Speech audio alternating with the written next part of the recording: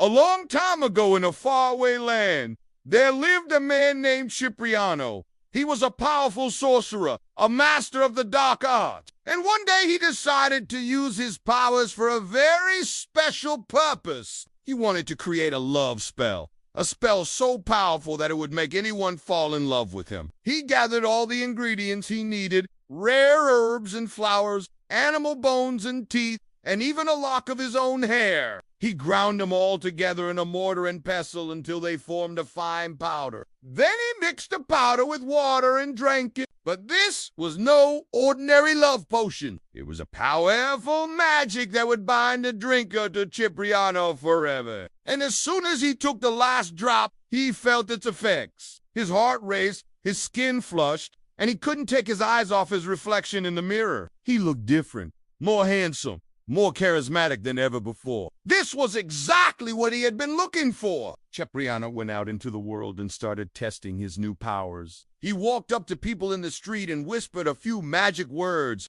and as he did, he saw their eyes light up with desire. They couldn't resist his charms. He could make them do anything he wanted. But Cipriano wasn't satisfied with just any ordinary woman. He wanted the most beautiful girl in the kingdom, Princess Isabella. She was known for her stunning looks and her kind heart, and Cipriano was determined to win her over. He went to the palace and introduced himself to the king and queen. They were immediately taken with his good looks and charming personality and invited him to stay for dinner. Cipriano knew this was his chance to make his move, so he spent the evening talking to the princess, making her laugh and winning her over. By the end of the night, Isabella had fallen head over heels in love with him. She couldn't understand why she felt so strongly about a man she had just met, but she couldn't deny it either. As the days went by, Cipriano's love for Isabella grew stronger, but it was a love based on deception and magic. He knew that she would never choose him if she wasn't under the influence of his spell,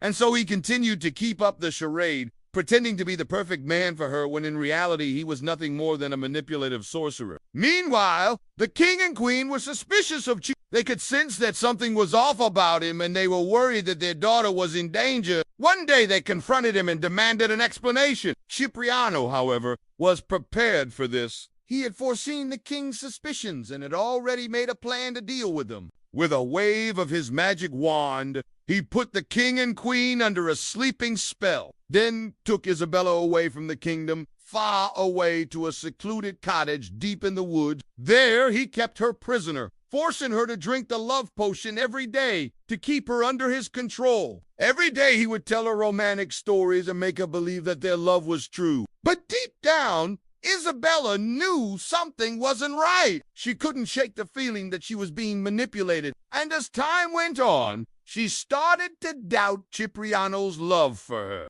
Then one day, while exploring the cottage, she found a hidden room with all of Cipriano's books and scrolls. As she read through them, she learned the truth about him and the magic he had used to control her. Enraged and heartbroken, Isabella vowed to break free from Cipriano's spell and expose him for the fraud he was. She started by resisting his advances, hoping that he would become bored and eventually give up on her. But Cipriano wasn't giving up so easy. He was too powerful and too obsessed with Isabella to let her go. He tried harder and harder to control her, but each time he did, she fought back with all her might. Finally, after months of fighting, Isabella managed to break free from Cipriano's spell and escape from the cottage. She ran as fast as she could, not stopping until she reached the edge of the forest. Once she was out, she turned around and saw Cipriano standing there watching her. He was furious and scared at the same time. He hadn't lost her yet, but he knew it was only a matter of time. Isabella ran all the way to the nearest village and told everyone what Cipriano had done. The villagers were shocked and outraged, and they immediately set out to find him and put an end to his evil deed. They tracked him down to his cottage and surrounded it. Cipriano tried to fight them off, but he was outnumbered and eventually he was captured. The villagers took Cipriano to the town square and made him confess his sins. He told them about the love potion he had forced Isabella to drink and how he had kept her prisoner. The crowd was disgusted and angry, and they demanded that he be punished. But instead of killing him, they did something much worse. They stripped him of his power. They took away his magic wand and burned all his books and scrolls, leaving him weak and vulnerable. And so Cipriano was left with nothing but his wits and his determination to get revenge on those who had wronged him. But the villagers weren't finished with him yet. They chained him up and threw him in a dungeon where he would spend the rest of his life. However, as years passed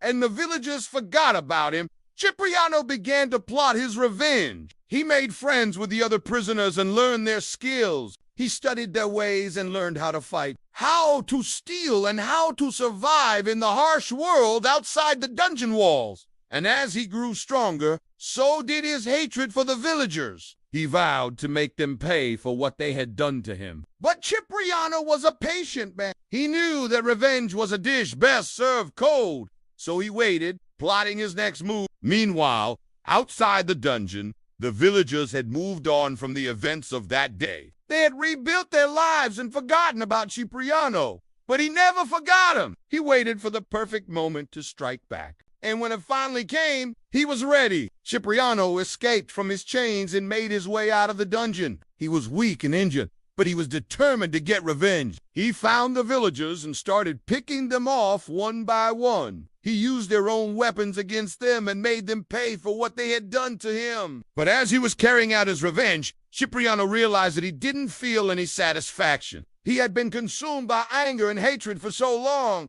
that he had forgotten what it was like to feel anything else. But as he looked at the faces of the villagers he had killed, he saw fear, pain, and sadness, and it made him realize that what he was doing was wrong. Cipriano stopped his killing spree and ran away. He couldn't face the villagers, knowing what he had done. He was filled with remorse and guilt, and he wanted to make things right, but he didn't know how. As he wandered through the forest, lost and alone, Cipriano stumbled upon a small clearing. In the middle of the clearing was a large tree, and under the tree was a book. Cipriano walked over and picked the book up. He opened it and started reading. The book was filled with ancient spells and incantations, and as Cipriano read through it, he felt a sense of peace come over him. This was the kind of magic that he had once practiced, but he had long since forgotten, determined to change his ways.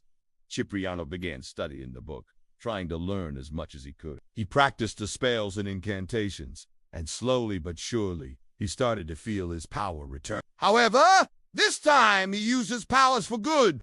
He helped the villagers with their problems, cured the sick, and protected the innocent.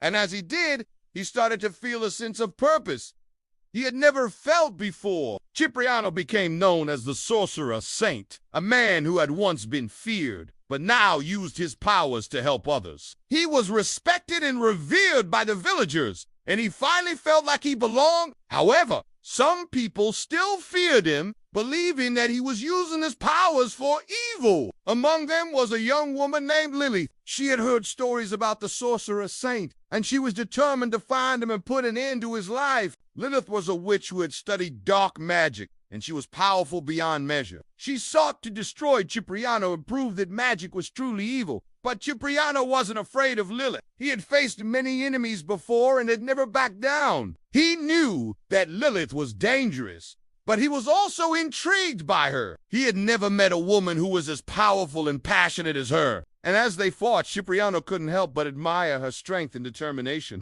In the end, Cipriano and Lilith joined forces to take on a common enemy. They fought side by side, using their combined powers to defeat the darkness and bring light back into the world. Together, they became known as the Dark Enchantress and the Sorcerer Saint, a powerful couple who used their magic to protect the innocent and fight the forces of evil. They were a formidable team, and together they were unstoppable. However, despite their differences, Cipriano and Lilith were drawn to each other. They were both powerful, passionate, and dedicated to their craft. And as they worked together, they developed a deep respect and admiration for each other. Eventually, their friendship turned into love, and they became one of the most powerful couples in the kingdom. Together, they ruled over the land, protecting their people from harm and using their magic to help those in need. They were known as the Dark Enchantress and the Sorcerer Saint, a mysterious couple whose powers were unmatched. But despite their fame and power,